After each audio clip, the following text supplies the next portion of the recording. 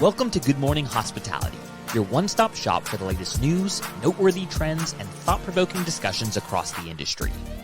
From hotels and short-term rentals to all things travel and hospitality, you'll find each episode equips you with the information that you need to start your week. Join us on Good Morning Hospitality every Monday, wherever you get your podcasts.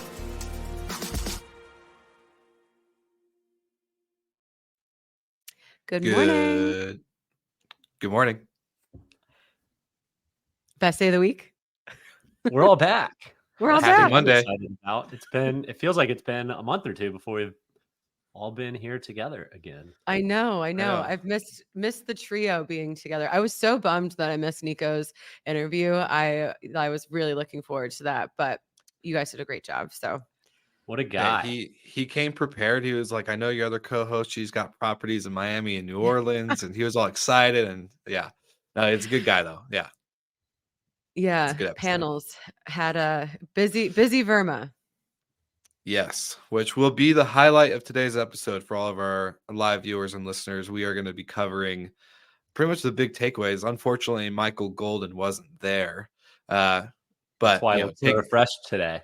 I was Everyone gonna in the say, industry is feeling rough, but I feel great. yes. I was like very, very close to losing my voice. Like it was on Wednesday and Thursday. I was like, it might go. You're just like scream talking at people for 3 days. everywhere. The vendor hall to the bar lobby and Mhm. everything in between. Yep. It was. Was it in fact the biggest one you guys have been to? I would say so for me. Yeah, I mean, in terms of, yeah, I guess it was. I guess it was a pretty big show. And what I thought was interesting was like each of the session times had 10 sessions in them.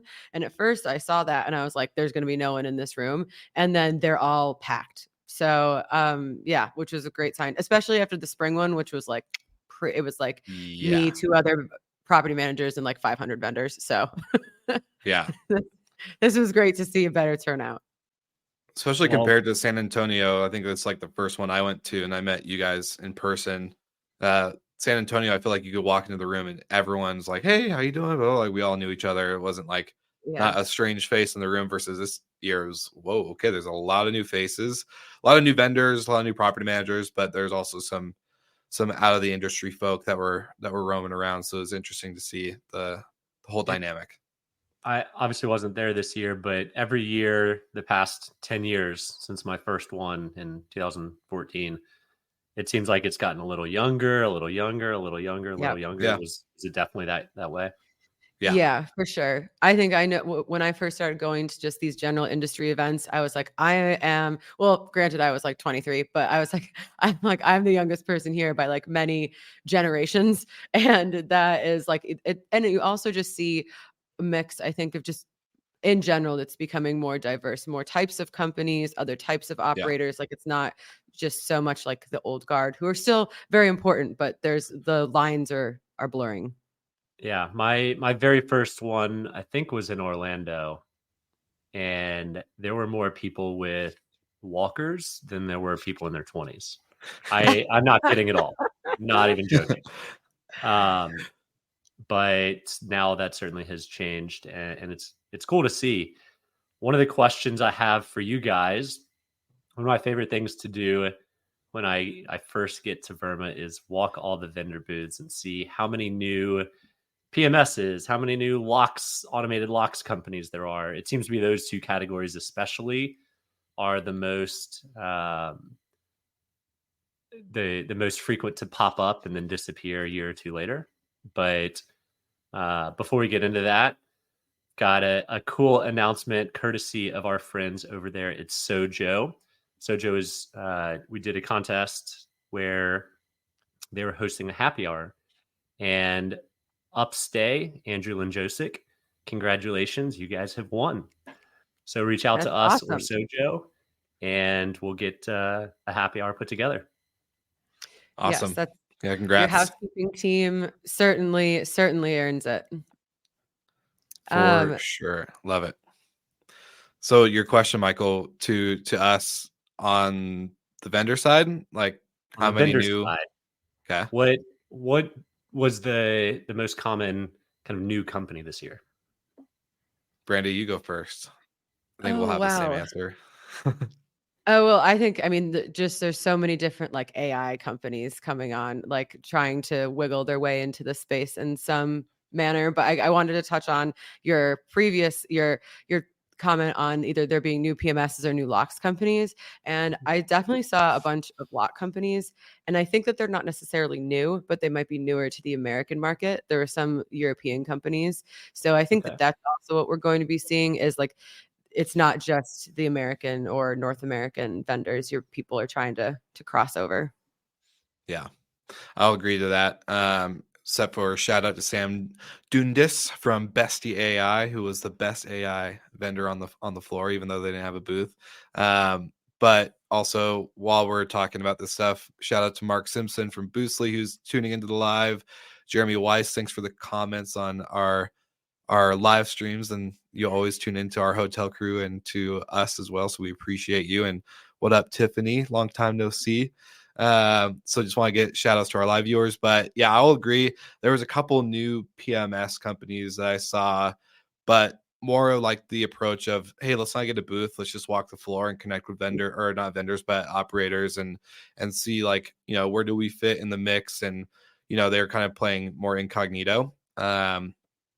But that was pretty much it. I would say maybe there's a couple, maybe too many guest like facing apps, like all the we're gonna be Agreed. your yeah, that was the one I saw the most where it's like, oof, okay, really saturated market here with the guest communications piece. And there's gonna be, we all know, like for any category of our tech in our industry, there's gonna be a dominant player. And so it's gonna be interesting to see who those top 2 or 3 are in a year or two, because I think it won't be this many companies continuing in the future.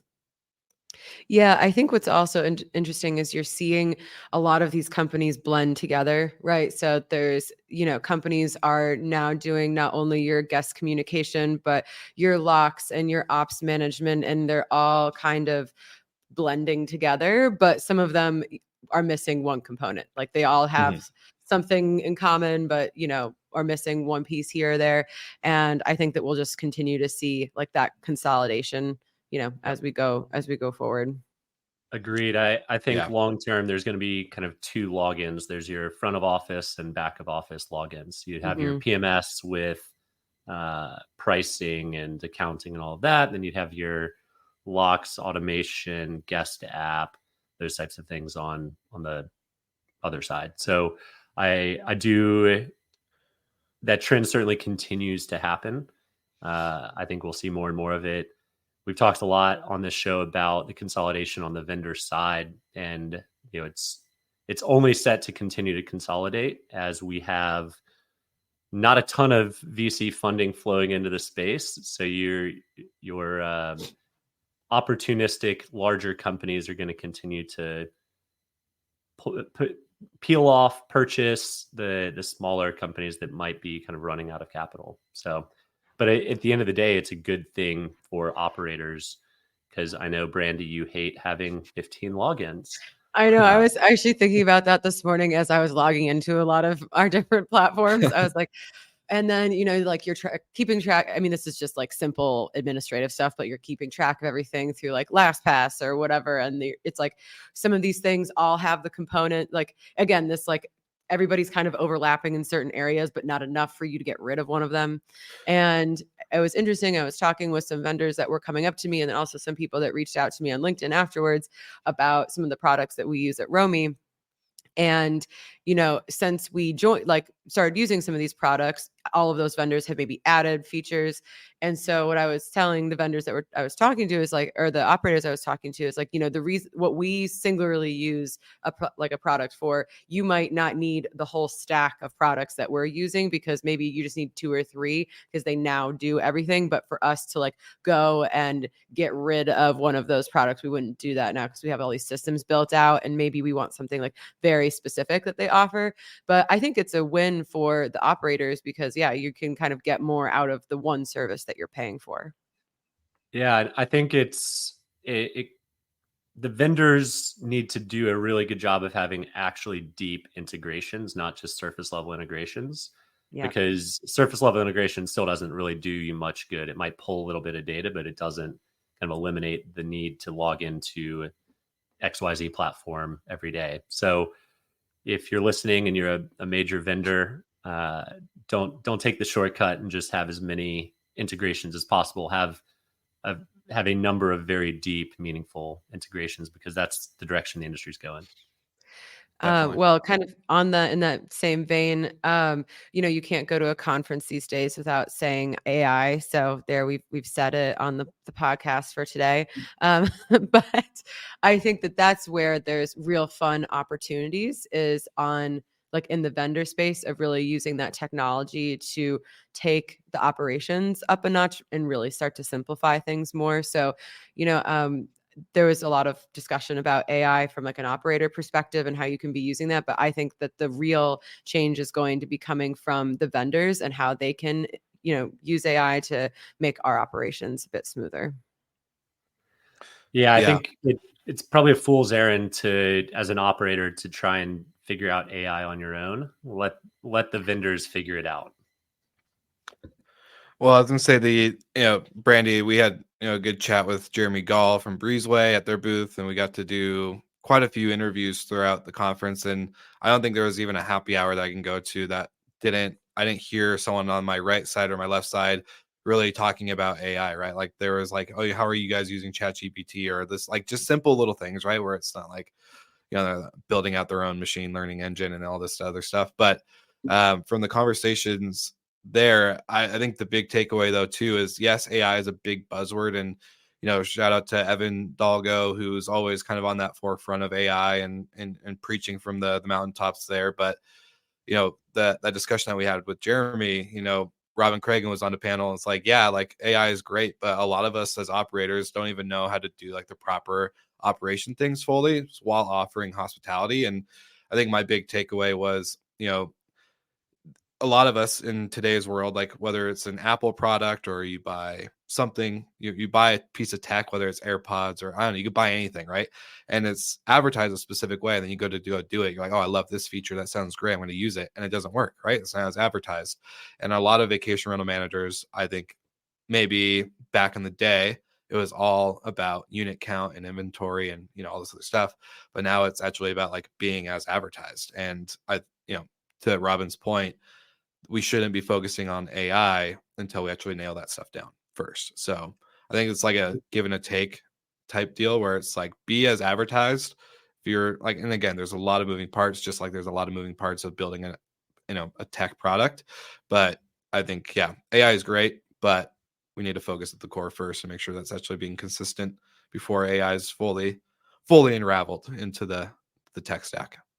Yeah, there's a commoditization that's kind of happened on short-term rentals, the mainstream effect, and we'll get into all the different various channels here in a minute. But when the product is pretty much mainstream, then you actually have to differentiate. There's no longer like, oh, I'm one of 3 operators in my market, people have to stay with us.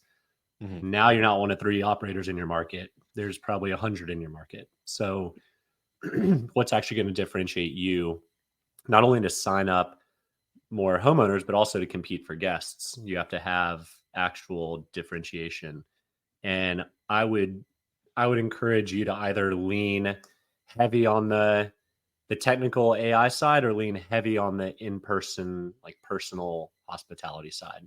I don't think you can ride the fence very well because that message might be a little confusing to guests. Yeah, it was. So one of the panels I was on was about fixing your listing, and we just like kind of brutally went through someone's listing who has like almost a 5-star rating. So they are doing a great job. We just got like very nitpicky. But afterwards, a woman came up to me and she said that she's in a kind of like a coastal Florida market, and she showed me the page of if you go and look at any homes in her market, and it's all just this sea of blue. It's all just pools. And she's like, and all the pools kind of look the same because, I mean, there's only so many ways you can do a pool. And she was like, we were kind of brainstorming ways that she can differentiate her listing. And I think that's, people are starting to see that, that it's difficult, that there aren't like a lot of levers that you have to pull, but people are starting to get creative, really put more like stock into, okay, having really great photography, maybe trying to tell a story that, is the same throughout your listing and your website and your socials if you have them. So where that might not have been at the forefront of people's minds, I think that is definitely, they're coming to the realization that it is really important, like how you advertise, obviously, on all these sites. Yep, being as advertised, super important. Mm-hmm. I think another one too, Brandy, and you always talk about this, but I think I'm hearing it more, especially walking through like the vendor hall and talking to other operators. And my favorite kind of question to ask vendors is like, they're always asking me, and Brandy, probably you too, and Michael, you too, like, what are you guys hearing out there? Like, right, like with the podcast, you probably hear so many things. And my question turned back around to them is like, what are you hearing from your customers? Like, you have a pulse on operators of many different sizes, many different destinations. I would love to know their actual, pain points or the conversations y'all are having with them. And the number one I'm hearing more and more is profitability, sustainability, and not just sustainability and like eco-friendly sustainability, but like business sustainability, like making sure your Existing. books existing, like Surviving. Yeah. and Michael, I think I actually sent this to both of you, but there's a quote from Jason Calacanis on This Week in Startups and All In Podcast, basically like his success to podcasting, right, was to outlast all the other podcasts, right? Like that's all you have to do is just outlast the other people in the market. And I think, it kind of comes true, like in business, in our industry or any industry, like you just have to stay in business. It's not about starting a business and raising funding and being all flashy and cool. It's about like actually being here in the long run. So And hearing that conversation.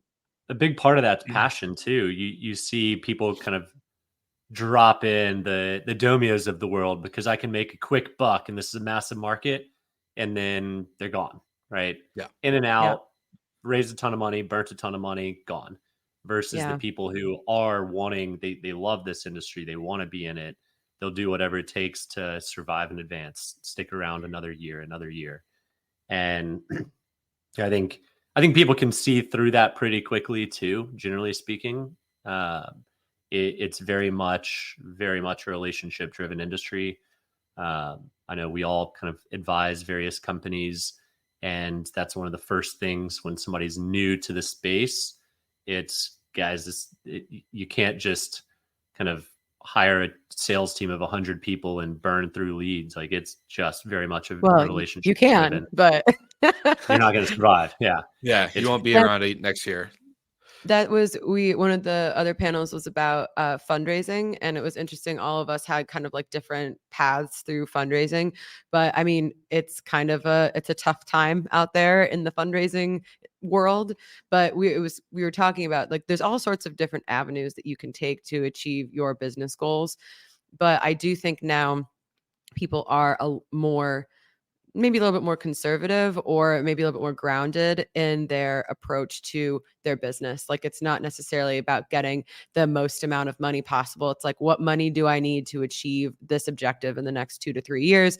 And really being, I think, a bit more pragmatic about it, which I think is great. You're not just like trying to get as much money as possible and then you have to spend it immediately on maybe make some bad decisions. So yeah, I think people just now have to be a bit more creative, and it was interesting. Almost everyone is feeling the ADR pain in one way or another, and that was just like an interesting thread. I mean, it's not a hot take or anything, but the profitability, really focusing on what are the essentials that you need for your business, and that was, if there's one thing for the vendors to take away, like, is your business absolutely key for the functioning of your partners? Because when it comes time to look at the P&L and what you can live without, you want to be in the keep column. And so I think that's going to be a little interesting to see how that shakes out, because I mean, I know that we can be pretty brutal when we go down through our financials, and we're certainly not the only ones who are taking a look at every single thing that we're spending money on and making sure that it's actually adding value. I do love Brooke Foss from Vintori, his posts on the My Tech Stack, because there is a question or a part in that where it's like, what's one piece of tech that you could not remove? And to see those answers, whether it's people are struggling with ADR issues or compression, down to maybe an economic downturn, like even if the worst of the worst happens, I can't remove this piece. Usually it Slack. involves yeah, I was Just kidding. gonna say it usually involves like a Right? PMS or Stripe. It usually involves like the PMS or something that's pretty operationally needed, but it's been interesting to see those answers. But Brandy, you and I had the opportunity to sit down with the new owner of B&B Finder and kind of talking about OTAs and distribution. And I know Book Direct, Mark Simpson, who is watching, is probably going to hate me for saying this, but Book Direct is a very talked about topic in our space. And it's I don't know. I love the way Mark and a couple other people approach it, because it's like, hey, there's actually like more than just building a website. Like there's all these things that you can do, and it's a long game. It's not going to be an instant gratification type deal. But I think the way that people are looking at distribution now, and the way new channels like, B&B Finder or whoever else is popping up are able to now actually be a way to prove their seat at the table, where they're not going to get cut because of X, Y, and Z commissions or whatever the structure is. So I'd be curious, especially after our chat with Tim Rizzolio from Verbo, had plenty of people come up to me, and I think even you, Brandy, you and I were walking just to go get a caffeine boost, and someone came up and was like, "Oh, I love this episode, X, Y, and Z." So to hear the way people are looking at channels now, it's becoming really interesting, and I would love to kind of maybe hear your perspectives, Michael, if you have one too. I know you weren't at VRMA, but I think you're definitely heavily involved. So Well, I had an entire day where I think I met with almost all of our OTA reps on Tuesday. It was literally just like all these different I know you meetings. left me all alone to record. I did. I had to go do my main job. Yeah. But I think, I'm skeptical sometimes about the new players that come into the space. Not saying that they can't be successful, but how much value are they actually going to provide, and then how do they connect to the PMS that you have? Because I think that can also be like, what channel manager, if they're connected through a channel manager, they're using, because okay, if I'm not using, if I'm using Rentals United but I'm not using Booking Pal, and you have to use Booking Pal, do I want to add that, or vice versa? So I think that it's going to be interesting to see how that plays out. And also, I mean, I like having all of these distribution channels, because it your dependency on one of them starts to fade. And no, you never want to really be super dependent on one OTA for your revenue. So I kind of like having a little bit of distribution. And then it also is, after a couple months, maybe a year, you try one out. And if it's not working, you can cut it. And that's not going to have a crazy impact. And you're also reaching, I think, like we've talked about Amex on here, the potential for that distribution platform is amazing. You like to reach all these people that just might not even have thought about it before, but this is a cool new way for them to spend their points. I'm very, very excited. I would love to get on there soon. So something that's already mainstream and actually has a client base. Yeah. It's like, wow. All right. Perfect. Brandy, help us understand like your breakdown by channels, if you don't mind. No, not at all. So for us, even all the way down into the niches like the Marriott Homes and Villas and it's I actually have it pulled up right here. Doug Truitt, our wonderful head of commercial, has built out. We have this like really crazy dashboard database. I look at it like every 30 minutes, Doug. even though it only updates every 2 hours. I'm like, maybe the numbers have changed. So tied for first is Airbnb and our direct site. And that was I mean, the rebrand really, really helped. And we've done a lot of work in our direct site. And then booking.com is third. Verbo and the Expedia family are next. And like everybody else now is like kind of equal. And then Marriott. And then there's just like a little sliver of some random ones that we get through. Marriott, like 5% or something. Marriott, right, as of today, is 4.5%. So is Hopper Homes all the way at the bottom with 0? Hopper is lumped into our others category. Nice. But so, and that's the interesting thing. Marriott, I mean, even though I say like, basically 5%, that's not a small number. And so we That's really like, great. and that's why I kind of look to the newcomers like Amex and Hyatt. When Marriott started, we were kind of like, this is, frankly, just kind of like a thing to put on pitch decks. And, Yeah. but then, I mean, they've really become a great partner and a significant source of revenue. So that's why I have hope for, Yep. some of the newcomers that if they can provide value, I mean, then we love to work with them. I'm personally, I've just seen too many niche OTAs like pop up and disappear that I'm very skeptical they can survive. I am very positive on the Marriotts and the Amexes and the Hyatts, and then, who's next, IHG or Hilton or whoever, Citibank or whatever, insert mega financial or mega hospitality group. Because they already have the customers, competing with the major OTAs.